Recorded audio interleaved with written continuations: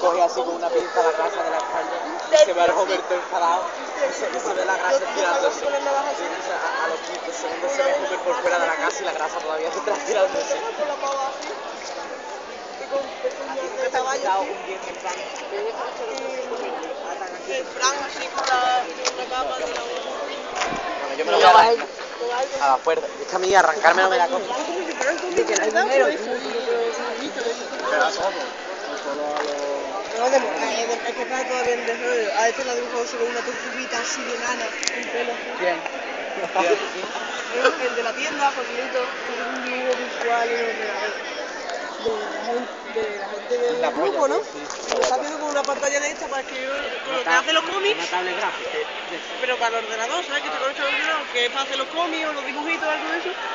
Y ha dibujado que el Paco chupacabra de mierda, que ocupa un tercio de esto. O sea, imagínate que así, como que el Paco ocupa todo esto así. Esto hundido. Y por eso me callo más gente, en verdad.